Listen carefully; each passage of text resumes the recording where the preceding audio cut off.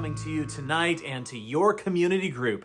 Well, tonight you should have read several passages of Scripture, only one of which comes from the book of Ruth, which has been the focus of our discussion for the last few weeks. Tonight, however, you should have also read a few passages from the book of Judges. Now, the book of Ruth opens with the words, "In the days of the judges."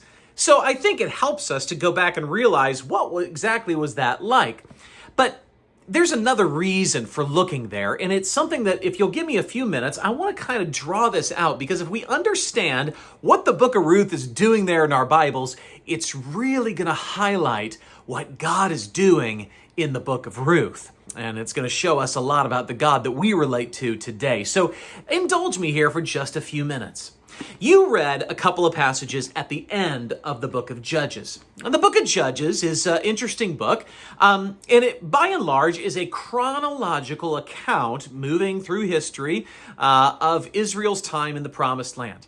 They would start out with blessing, then they would turn to idols and forsake God, then God would allow them to be occupied or defeated by a foreign power, and then the people would turn back to God, and then God would raise up a leader called a judge who would then deliver the people from their enemy and then help the people follow God again so that they could enjoy the blessings. And then the judge would die, and the next generation would start the process all over again.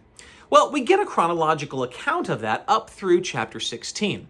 But the author of the book of Judges chooses to conclude the book with two separate vignettes to give us an idea of what life during the time of the Judges was like. These two vignettes happen during all that. They aren't chronologically placed. They're just put at the end of the book. And that's what you read. You read some of the opening verses to each of those vignettes. Now, here's the reason I had you do that. Because both of those little stories, okay, and they're horrible stories. I'm just going to tell you that because the people departed from God. But both of those stories have a couple things in common. And I hope you noticed it. The first thing they had in common was the fact that they both involved the town of Bethlehem. Now, we didn't read the whole story, but one of the things that becomes apparent is when somebody leaves the town of Bethlehem, something bad happens. Now, when we got to the book of Ruth, it opens with somebody leaving the town of Bethlehem and something bad happens. And that's why many scholars have understood the book of Ruth to be placed in our Bibles right at the end of the book of Judges, and they have referred to this as the Bethlehem trilogy, with Ruth being part 3. Parts 1 and 2 were those two vignettes at the end of the book of Judges, and Ruth is part 3. Bad things happen when you leave Bethlehem. There's something else you should have noticed, and that is both of those stories included the phrase, "In those days there was no king in Israel."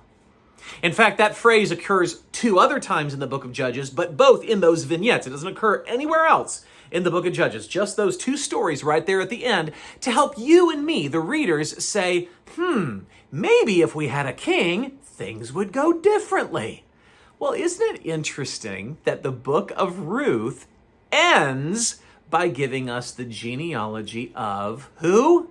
David, the king. So where parts 1 and 2 of the Bethlehem trilogy end with, there was no king in Israel, part 3 ends with, here's the king that is coming. Now, both of these things, the idea of the return to Bethlehem being a place of blessing, and the idea of God giving his people a king so that things would go better for them, both of those ideas are examples of a word that we find in the book of Ruth. It's a Hebrew word. I may not be pronouncing it correctly, but the word is chesed. Great. What does that mean? Well, there's no really good English translation of it. We can translate it numerous different ways, but the idea is God's loyal love. The idea of loyalty is just as important as the idea of love. Now, some translations, ESV for instance, translates it as kindness. But it's not just being nice. It's kindness that flows from a covenant obligation. That is, the person showing chesed has obligated themselves to care for someone else, which is why we call it God's loyal love. Now, in the book of Ruth, the word occurs 3 times. You say, well, that doesn't sound like a lot. That's right, because the author of the book of Ruth believes in that great narrative principle, show, don't tell. And we find God's loyal love shown in the book of Ruth, even though the word only occurs 3 times. Now, let me tell you where it is. The word occurs first in Ruth chapter 1. When Ruth decides to return to Bethlehem with Naomi, Naomi says, and this is chapter 1, verse 8, "May the Lord deal kindly with you as you have dealt with the dead and with me." Now, they're still in the terms of negotiation of whether Ruth and Orpah are going to go with Naomi back. But the point is that Ruth has cared for her mother-in-law after her husband died, even though she was in Moab and could have just gone off and done her own thing. She cared for Naomi. And Naomi says, "May the Lord show chesed to you just as you have done to me." So Ruth's obligation to care for Naomi is an example of what the Lord would do for his people. In chapter 2, Ruth tells Naomi that she has stumbled into the field of Boaz.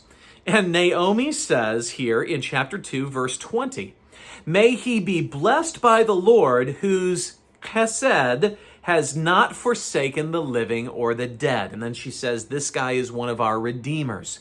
Naomi recognizes that when God brought Ruth and Boaz in contact with each other, it was his loyal love to Naomi being demonstrated. And then finally, in chapter 3, when Ruth basically proposes to Boaz so that Boaz can take care of Naomi, Boaz says this to Ruth, and this is chapter 3, verse 10. "And Boaz said to Ruth, 'May you be blessed by the Lord, my daughter. You have made this last chesed greater than the first, in that you have not gone after young men, whether poor or rich.'"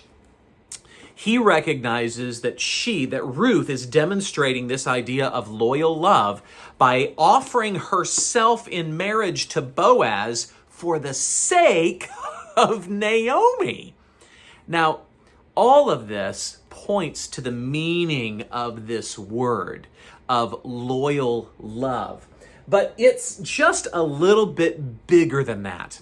Now, I will say that I think this helps us understand maybe why the book is called Ruth and not Boaz. Oftentimes we focus on Boaz as the kinsman redeemer. But I think maybe if we recognize that God's chesed, God's loyal love is being demonstrated, it's not Boaz who's demonstrating it, although he's a great guy and does wonderful things in the book. It's actually Ruth.